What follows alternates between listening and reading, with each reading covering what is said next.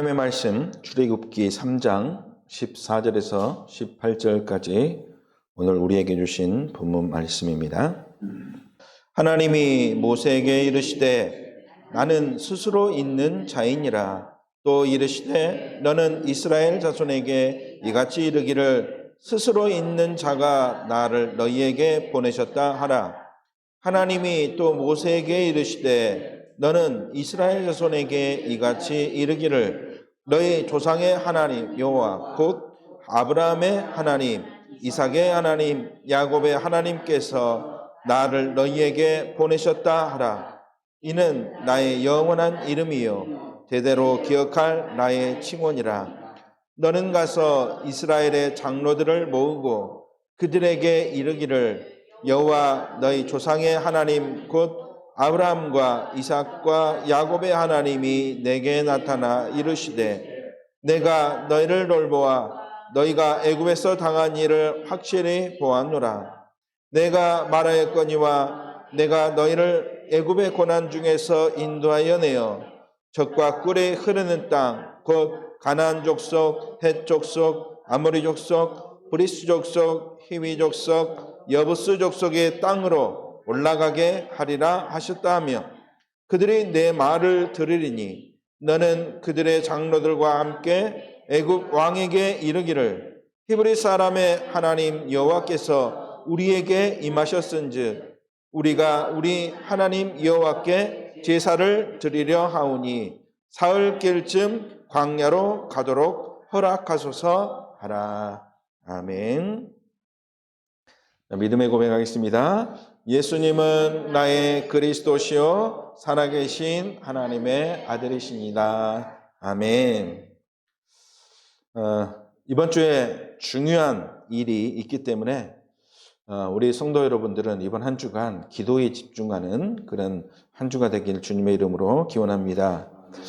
몇 번 이야기 드렸듯이 우리 교회와 또 노예가 또 하나님의 계획과 시간표가 되어서 이제 계획총회에서 다시 전도총회로 이렇게 다시 복귀하는 그런 시간을 우리가 앞에 두고 있습니다. 그러기 위해서 이번 주에 또 오늘입니다. 그래서 오늘 임시 노예를 통해서 이제 우리 총회에 우리 노예가 이제 가입을 해야 되기 때문에 새롭게 시작해야 되기 때문에 임시 노예를 통해서 행정적인 절차가 이루어지도록 이렇게 하려고 합니다. 그래서 하나하나씩 이렇게 준비하고 또 완성해 가는 시간표를 지금 이루어가고 있기 때문에 그래서 이럴 때 성령 하나님이 역사해달라고 우리 모든 성도들이 어차피 우리 성도님들도 우리 이 전도총회에 가입된 성도들 아니겠습니까? 그렇다면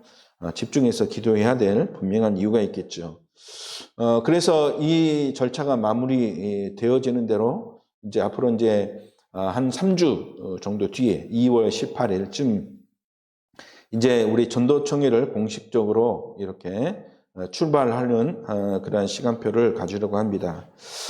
오직 다른 것에 관심 두지 않고 오직 우리 교단은 예수 그리스도의 복음 가지고 생명 살리는 전도운동만 하는 그러한 총회, 단체 되어지도록 오직 예수 그리스도의 복음 가지고 우리가 꺾어야 될 흑암의 문화 또 흑암의 세상 정복하는 렘넌트를 키우는 그러한 총회로 그리고 오직 예수 그리스도 이 복음 가지고 지금 현장에 다민족들이 많이 있는데 이 다민족들을 살리는 그래서 선교에 집중하는 그러한 전도 총회 되어지도록 계속해서 기도해 주시면 감사하겠습니다.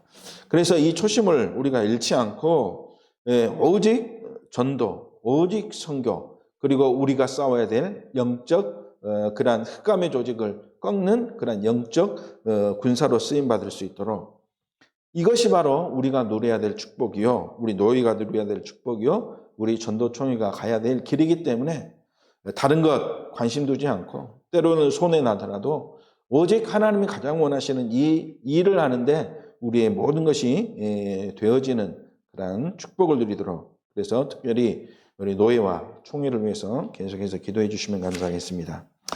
자, 이렇게 우리가 새롭게 이제 출발하는 것처럼 오늘 본문의 출애굽기 3장의 모세도 하나님으로부터 받은 사명을 가지고 새롭게 시작하는 그러한 오늘의 말씀의 내용입니다. 우리가 잘 아는 대로 이때 모세의 나이가 몇 살입니까? 80세였지 않습니까? 80세. 왜 80세가 되어서야 이 모세가 하나님이 사명을 주셨는데 그 사명을 가지고 새로운 인생을 시작하게 하시는가? 그래서 말씀 속에서 그 이유를 발견하고 그 말씀 속에서 해답을 붙잡고 그 말씀 안에서 우리가 누릴 응답의 제목을 붙잡는 시간이 되어야 되겠습니다. 그래서 모세를 우리가 보면서 이 모세의 인생이 바로 누구의 인생이냐? 나의 인생이구나 라고 하는 그렇게 말씀을 이렇게 묵상하면서 오늘 말씀을 보시면 하나님이 나에게도 모세와 같이 동일한 축복을 나에게 주시고 또 새롭게 인생을 출발할 수 있도록 하나님이 인도하시겠구나. 이렇게 말씀을 깨닫게 될 줄 믿습니다. 자, 서론 우리 첫 번째로 봐야 될 것이 모세의 인생 우리가 살펴보면 그 인생이 왕국 안에서 몇 년의 인생 살았습니까? 40년 동안 인생을 살았죠. 공주의 아들이 되어서 우리가 말씀을 통해서 봤듯이 이 나일강가에 버려진 이 바구니 속에 그 모세를 공주가 아들로 삼지 않습니까? 그래서 공주의 아들이 되어서 최고의 환경 속에서 최고의 교육을 받으며 부족함이 없이 지냈지만 그의 인생에는 무엇이 해결되지 않았느냐? 그의 인생의 근본 문제가 해결되지 않았지요. 좋은 배경도 그래서 좋은 지식도 모세에게는 해답이 되었습니까? 해답이 되어지지 않았습니다. 되어지는 것은 없었고 그래서 급기야 어떻게 되느냐? 동족인 이스라엘 사람을 돕는다고 누구를 죽였느냐? 애굽 사람을 죽였지 않습니까? 그런 사건을 벌이고 좋은 배경에 있었던 모세가 이제는 해답이 되어지지 않기 때문에 이러한 일들을 행한 것 아니겠습니까? 그 후 어떻게 됐습니까? 광야로 도망가는 인생. 모세의 두 번째 인생이 시작되었죠. 광야 인생이 있지 않습니까? 모세가 이 광야에서 40년 동안 또 그것에서 보내면서 그곳에서 그를 돕는 또 후원자를 만나게 되었습니다. 누굽니까? 그의 장인 되는 이드로를 만나게 되었죠. 그리고 그 이드로의 딸 시프라와 결혼을 하고 가정도 꾸리고 자녀도 낳게 되었습니다. 나름 안정된 삶처럼 보여졌겠지요. 그러나 모세가 그 아들의 이름을 지으면서 모세의 심정이 그 아들의 이름 속에 그대로 담긴 것을 볼 수 있습니다. 출애굽기 2장 22절 말씀에 보니까 그 시보라를 통해서 낳은 아들 이름이 무엇이냐? 게르솜이라 했는데 그 게르솜의 뜻이 무엇이냐? 뭐라 했습니까? 내가 타국에서 무엇이 되었다? 나그네가 되었다. 그 중심, 모세의 중심이 지금 그대로 담긴 이름의 뜻이죠. 내가 지금 어떤 생활하고 있다? 나그네 생활하고 있구나. 얼마나 정착되지 못하고 안정되지 못한 그런 삶인지 그 고백을 하고 있는 것입니다. 다시 말해 근본 문제에 대한 해답을 얻지 못한 그러한 상태에 있는 모세 자신을 스스로 고백하고 있는 것을 우리가 확인할 수 있죠.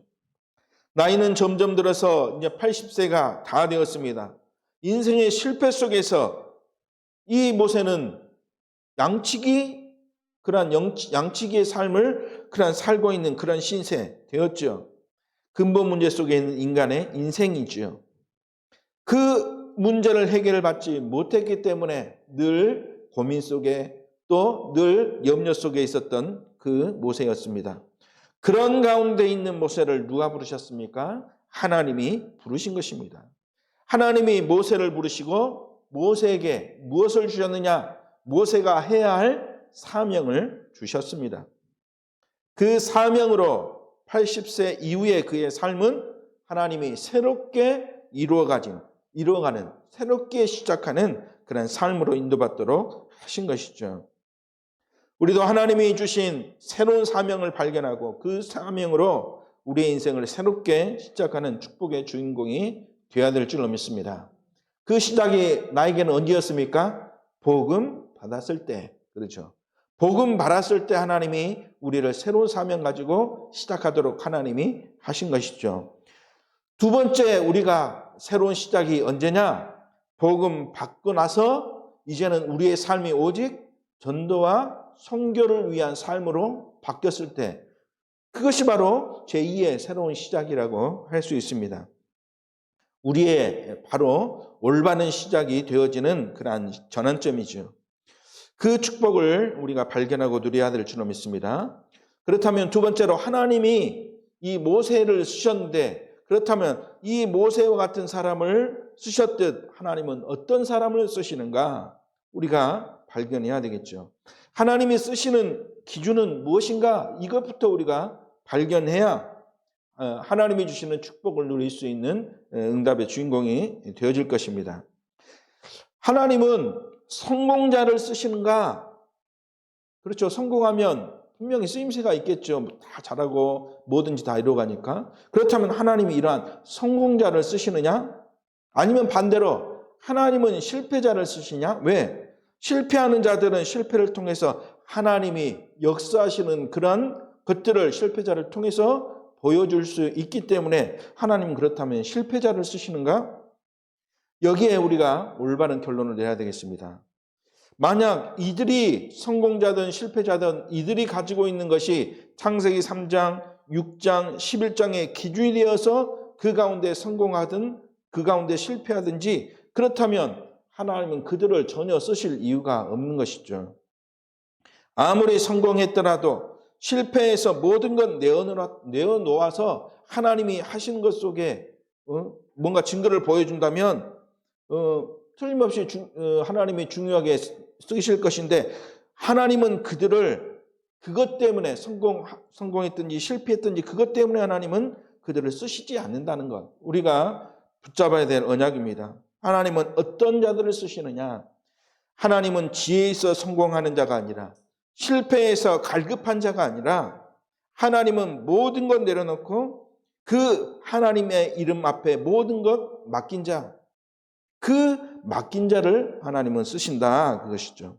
오늘 바로 이 모세가 자기의 모든 것을 내려놓고 하나님이 모든 것 인도해달라고 그 모든 것을 이렇게 바꾸는 그러한 전환점이 되었고, 하나님은 그런 모세를 쓰셨듯이 우리가 그런 축복을 누리면 하나님은 우리를 쓰실 수밖에 없다는 것을 우리가 붙잡는 것, 이것이 참된 지혜자의 모습인 줄 믿습니다. 하나님은 누구를 쓰시느냐? 하나님께 모든 것 내려놓고 하나님께 모든 것 맡긴 자이죠. 자, 5절 말씀해 보십시오. 오늘 본문 아니지만 이전에 3장 5절 말씀해 보니까 하나님의 모세를 부르십니다. 호렙산의 떨기나무 가운데로 하나님은 모세를 부르시고, 하나님이 모세를 부르시면서 이 떨기나무 가운데 부르시면서 무엇을 벗으라 그럽니까? 신을 벗으라, 그렇게 이야기하시죠. 한마디로 말하면 모세, 너의 모든 것 내려놓아라 그러죠.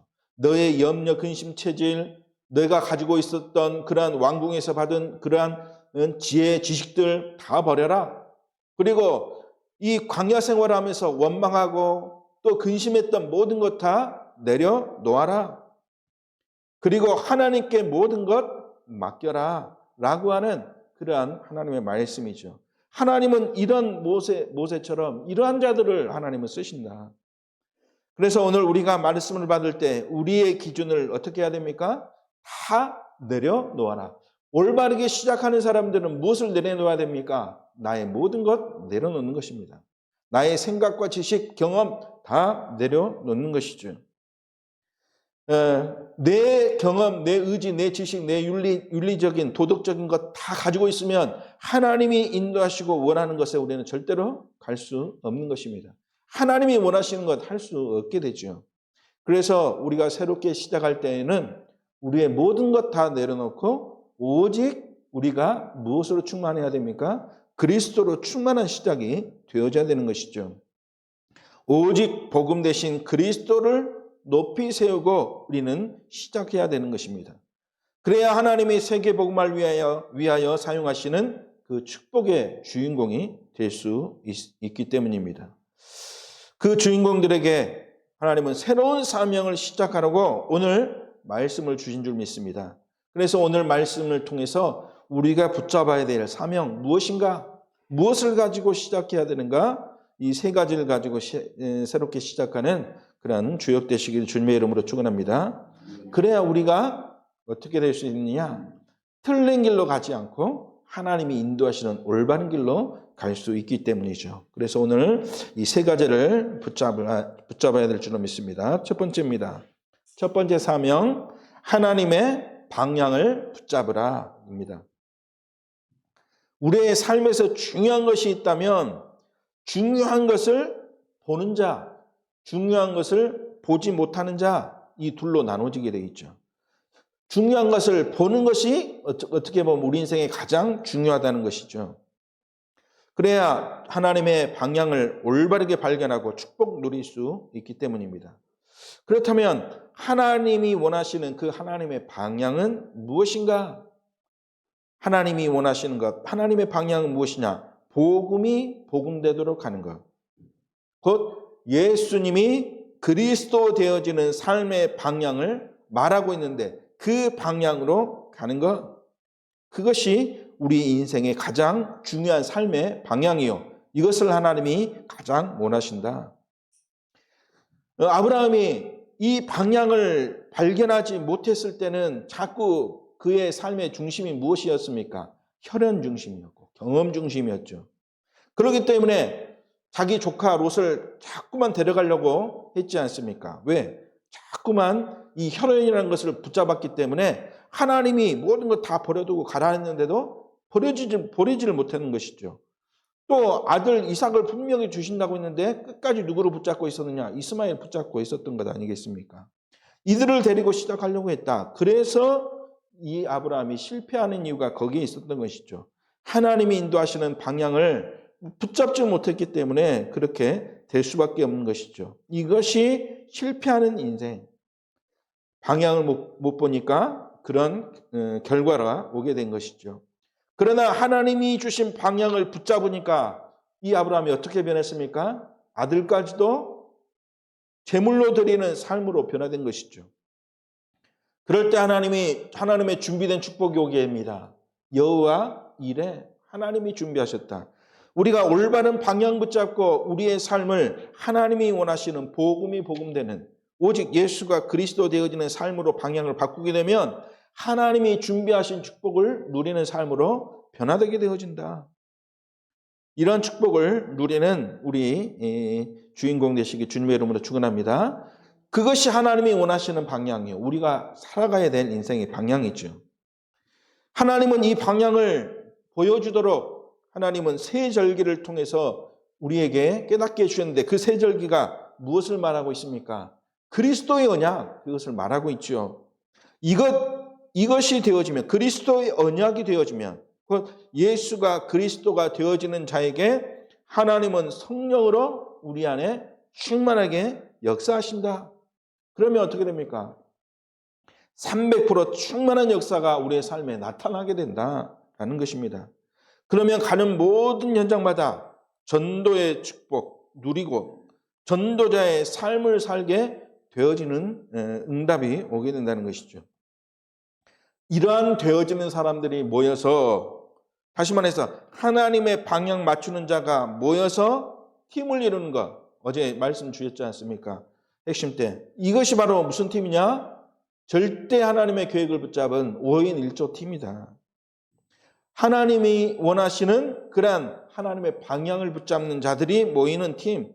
이들이 바로 영적 파수꾼이요 비밀 결사대라고 하셨습니다. 우리가 가야 될 방향인 것이죠. 오직 복음이 복음되게 예수가 그리스도 되시는 축복 속에 있는 그러한 비밀 결사대요. 영적 파수꾼. 이것이 우리가 가야 될 방향이죠. 하나님은 이 모세를 부르셔서 이 방향으로 가도록 인도하시겠다 약속하셨고 이 약속을 모세에게 주셨고 모세를 통해서 하나님이 그 일을 성취시켜 주셨습니다. 그래서 모세는 이제 이 이후의 삶이 완전히 결론이 났고, 그렇죠. 그동안은 방황 속에 나그네 인생인 것처럼 착각하고 있었지만, 그러나 이 모세가 하나님의 언약을 붙잡는 순간, 그때부터 모세에게 모든 것이 응답이 되었던 것을 우리가 확인할 수 있죠. 두 번째 사명입니다. 하나님의 목표에 도전하는 것. 이것이 하나님이 우리에게 주신 사명이죠. 본문 17절에 하나님은 모세에게 가야 할 목표에 대해서 말씀을 주고 있습니다. 어디로 가라 그럽니까? 내가 네게 지시한 땅 어디입니까? 젖과 꿀이 흐르는 땅, 곧 가나안 족속, 또 헷 족속, 아모리 족속, 브리스 족속, 히위 족속, 여부스 족속, 곧 이 땅이 어떤 땅이냐? 가나안 땅이죠. 가나안 땅으로 가라. 가나안 땅이 어떤 땅이기에 이 땅으로 가라 합니까? 언약의 땅이기 때문에, 언약 성취의 땅이기 때문에 그 땅을 가도록 하나님은 이 모세를 가라고 명하시죠. 피의 언약을 통해서 하나님은 전 세계 살릴 목표를 한마디로 주신 것입니다. 다시 말해서 놓쳐버린 언약을 다시 회복하라는 말씀이죠. 이 피의 언약을 붙잡고 가면서 언약 회복하라. 이것인데 이것을 통해서 하나님의 목표를 하나님은 보여주신 것이죠. 모세에게 보여주셨습니다. 그래서 이 모세가 붙잡은 첫 번째 목표가 무엇이었습니까? 놓쳐버렸던 셋들을 축복을 누리는 것. 우리가 붙잡아야 될 언약이 아니겠습니까? 놓쳐버렸던 셋들의 축복. 무엇입니까? 세계의 복음화의 비밀. 이 비밀을 이루는 아이들의 뜰, 이방인의 뜰, 기도의 뜰을 회복하는 것. 그것이 하나님이 우리에게 모세를 통해서 주셨던 이 언약처럼 우리에게 이 시대에 주신 그 언약이죠. 이 목표를 향해 도전하는 것인데 그 도전의 내용이 아이들의 뜰, 이방인의 뜰, 기도의 뜰이다. 그곳에서 사단에게 빼앗겨버렸던 렘넌트 운동을 회복하라. 또 이 뜰을 통해서 놓쳐버렸던 다민족의 아이들, 이들을 살려라. 또 기도의 뜰을 통해서 우리에게 문제와 어려움들을 통해서 우리를 속여서 병들게 하는 사단을 꺾고 참된 치유의 축복을 누려라. 이 세 뜰을 회복하는 것, 이것이 하나님이 원하시는 그런 목표이죠. 두 번째 하나님의 목표는 무엇입니까? 237 5천 종족이 있는 현장으로 가라. 그것이죠. 우리가 가야 할 현장이죠. 하나님이 보내시는 현장입니다. 하나님이 보내셔서 살리길 원하시는 그러한 현장입니다. 우리는 이 현장에 가도록 하나님으로부터 보내심을 받은 자, 모세가 바로 하나님의 목표를 발견하고 보내심을 받았는데 우리가 이 모세처럼 하나님으로부터 보내심을 받은 그런 축복을 누려야 되겠습니다. 그래야 현장에 무너지지 않을 망대를 세울 수 있기 때문이죠. 모세에게 하나님은 말씀하셨습니다. 가나안 땅으로 가라. 왜 가야 됩니까? 지금 이 가나안 땅에는 많은 이방인들이 있다. 가나안 족속도 있고 헷 족속 있고 아모리 족속도 있고 브리스 족속도 있고 히위 족속, 여부스 족속이 있다. 이들이 다 어떤 종족입니까? 꺾어야 될 자이지만 반대로 이야기하면 이들을 어떻게 해야 됩니까? 복음으로 살려야 되기 때문에 그 현장에 가라. 그 현장이 어떤 땅이냐? 그리스도의 언약이 있는 현장이다. 언약의 땅이다. 언약 회복하라. 우리가 세워야 될 분명한 이유가 있는 현장입니다. 그래서 하나님의 목표는 237 5천 종족 이 현장에 빛의 망대를 세우는 것이구나. 그냥 가서 머무르면서 호요시 가면서 살라. 그것이 아니라 이 현장에서 해야 할 일이 있기 때문에 어떤 일을 하는 것입니까? 영적으로 살리는 것. 그래서 이 가나안 땅에 가야 하는 것이죠. 하나님의 목표를 가지고 가면 사람들이 모여드는, 그래서 가기만 하면 빛의 망대를 세우면 모여드는 플랫폼의 축복을 누릴 수 있게 되는 것이죠. 하나님이 하신다는 말입니다. 파수망대를 통해서 현장과 소통하는 그런 안테나의 축복, 이것을 내가 하는 것이 아니라 이 언약 가지고 하나님의 목표를 향해서 가면 하나님이 이루실 것이기 때문에 이 축복 누리는 주역이 되라. 우리에게 말씀하신 그런 응답의 제목인 줄 믿습니다. 세 번째 사명은 하나님이 주시는 기도를 누리는 것이다. 입니다. 기도 속에서 하나님은 우리에게 감춰진 비밀을 누리게 하셨습니다. 그 말은 하나님이 주신 방향, 또 목표, 이것은 우리의 능력으로 갈 수 없기 때문에 이 능력을 받을 수 있도록 하나님이 주신 방법, 그것이 하나님의 기도를 누리는 그런 방법이죠. 그 방법으로 하나님께서 감춰 놓으신 것이 있는데 그것을 누리도록 하나님이 하신다. 그래서 하나님이 주신 기도를 누리게 되면 올바른 방향과 목표를 갈 수 있을 뿐더러 더 큰 축복과 응답을 누리는 그런 주역으로 쓰임받게 된다는 것입니다. 하나님의 기도가 우리에게 되어진다면 세계 복음화를 위하여 또 영혼 구원을 위하여 이것이 하나님의 기도의 방향과 목적인데 이것을 우리에게 되어진다면 이때부터 우리에게 보좌의 축복이 오게 되죠. 시공간의 능력이 우리에게 임하게 됩니다. 전무후무한 능력이 생기게 되죠. 그래서 우리에게 이 언약을 붙잡고 나를 살리는 기도, 현장을 살리는 기도, 그것이 바로 하나님의 기도이죠. 이 두 가지 기도가 우리에게 되어줘야 될 줄로 믿습니다. 나를 살리는 기도는 무엇입니까? 하나님의 말씀을 깊이 뭐하는 것이냐? 묵상하는 것. 하나님의 말씀을 깊이 묵상해야 누구를 살릴 수 있습니까? 나를 살릴 수 있는 것입니다. 그리고 깊은 호흡, 이 호흡이 되어질 때 나의 육신이 살아나게 되는 것이죠. 깊은 묵상을 통해서 영적으로 힘을 얻고 깊은 호흡을 통해서 육신이 살아나는 이 두 가지가 되어져야 나를 살리는 기도가 되어지는 것이죠. 두 번째, 현장 살리는 기도는 그렇다면 무엇입니까? 현장을 살리려면 먼저 무엇을 꺾어야 됩니까? 강한 자를 꺾어야 되겠죠. 그래서 현장 살리는 기도가 되어지려면 먼저 흑암을 꺾는 기도가 되어져야 되는 것이죠. 가문의 저주를 꺾으려면 가문에 흐르는 흑암을 먼저 꺾어야 되는 것입니다. 그러려면 무엇이 필요합니까? 그리스도의 빛이 필요하죠. 그리스도의 빛을 비추는 기도가 우리에게 되어져야 되는 것이죠. 그러면 변화된 축복이 오게 되는데 어떻게 됩니까? 내가 변하고 또 현장이 변화됩니다. 내가 어떻게 변화됩니까? 병든 그런 병이 치유되어지고 실패가 이제는 응답과 성공이 되어지고 삶 속에서 업 속에서 하나님이 일을 이루실 것이기 때문에 내게 오는 응답을 통해서 내가 변화되게 되는 것이죠.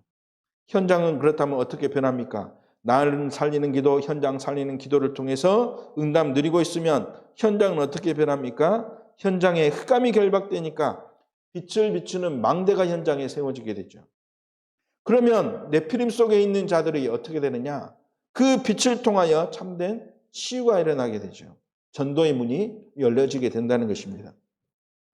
그래서 하나님이 원하시는 하나님의 기도, 나를 살리는 기도, 현장 살리는 기도, 이 기도를 통해서 이제는 빛의 망대를 통해서 그리스도의 빛을 비치고 있으면 흑암이 무너지고 참된 치유가 일어나고 전도의 문이 열려지는 그런 응답이 오게 될 줄로 믿습니다. 그래서 날마다 우리의 삶을 통해서 하나님이 주시는 이 기도가 우리에게 회복되어야 될 줄로 믿습니다. 그래서 우리 성도 여러분들이 치유받고 또 응답 누리는 것, 그것을 넘어서 전도자의 삶을 사는 인생, 그리스도의 빛을 바라는 그런 인생으로 변화되게 될 줄로 믿습니다. 오늘 이 세 가지, 첫 번째 뭐라 했습니까? 하나님의 방향 붙잡으라. 두 번째, 하나님의 목표에 도전해라.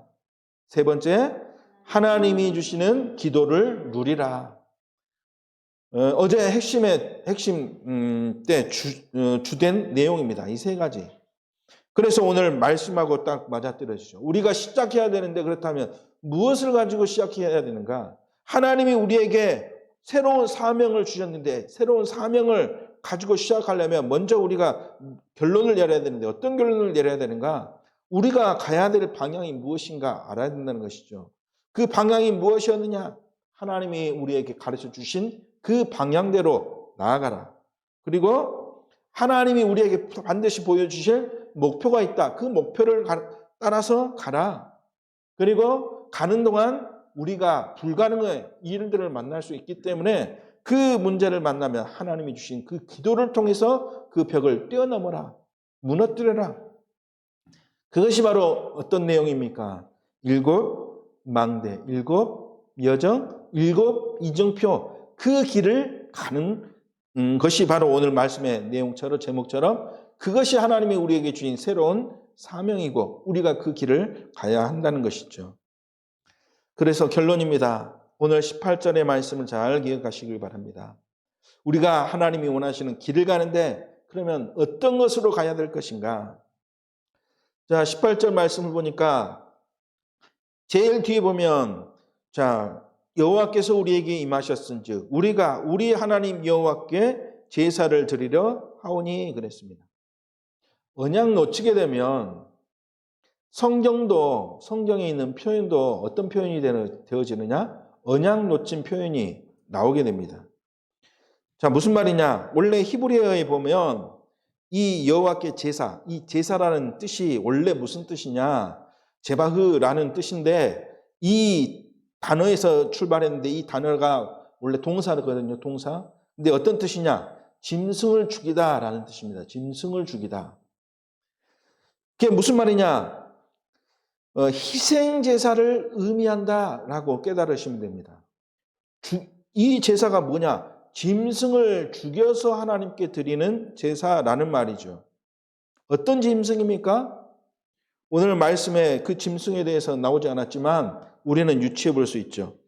여호와께 제사를 드리는데 희생 제사를 드리기 위해서 이 당시에 유월절 날 무엇을 잡았습니까? 어린 양을 잡았지 않습니까? 어린 양.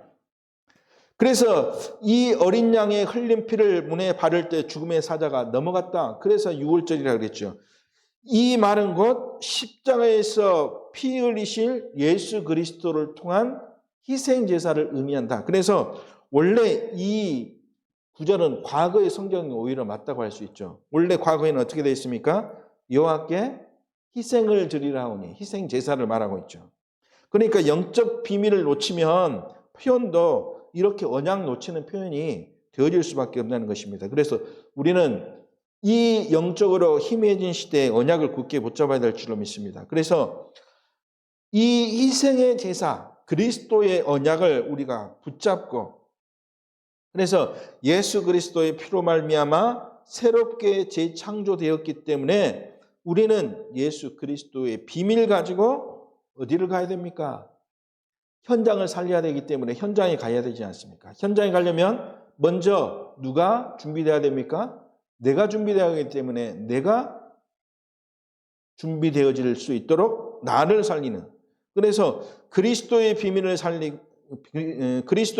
가지고 나를 살리고 현장을 살리는 그런 사명을 우리가 회복하고 또 이것을 가지고 시작해야 될 줄로 믿습니다. 그래야 이 응답의 비밀 뒤에 따라오는 하나님 자녀에게 주시는 이 보좌의 축복 그리고 시공간 초월의 능력 전무후무한 축복이 몇 퍼센트? 300%.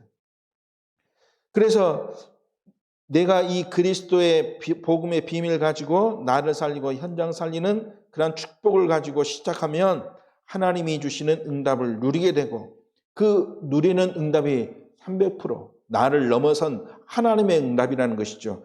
그래서 이 응답을 누리고 우리가 하나님이 원하시는 그런 사명을 이룰 수 있도록 하나님이 우리를 통해서 모든 것 이루어 가실 줄로 믿습니다. 그래서 하나님이 주신 사명 가지고 시작할 때 하나님은 모든 것 이루어 가시기 때문에 우리는 뭐만 하면 되느냐? 하나님의 인도 따라 올바른 시작만 하면 되어질 줄로 믿습니다. 그 시작만 하면 모든 것은 누가 이루어 가십니까? 하나님이 이루어 가신다. 이 모세가 고백하지 않습니까? 누가 너를 보냈다 하라? 하나님이 너를 보냈다 하라. 나는 할 수 없습니다. 나는 무능합니다. 나는 연약합니다. 그러나 내가 너를 보낼 테니까 너는 가서 내가 보냈다고 말해라. 하나님이 나를 보내셔서 모든 것 이루어 가실 줄로 믿습니다. 새로운 사명을 시작하는 그런 한 주 되시기 주님의 이름으로 축복합니다. 그다음 살아계신 하나님 감사를 드립니다. 우리에게 영원한 언약 되신 그리스도의 비밀을 가지고 새로운 하나님의 사명을 시작할 수 있는 그러한 시작점의 축복을 누릴 수 있도록 인도하여 주시니 감사를 드립니다. 다른 것이 아니라 오직 그리스도의 복음으로 시작할 수 있도록 인도하여 주옵소서. 하나님이 우리에게 보여주신 그 방향을 붙잡고 하나님이 우리를 인도하시는 그 목표를 향하여 갈 수 있도록 기도의 힘 속에서의 축복을 누리는 우리 성도들 되어줄 수 있도록 성령 하나님이 인도하실 줄 믿습니다. 이번 한 주간도 성령 하나님이 인도하시는 그 발걸음 위에 우리의 발걸음이 인도받도록 주님이 역사하여 주옵소서. 주 예수 그리스도의 이름으로 기도드리옵나이다. 아멘.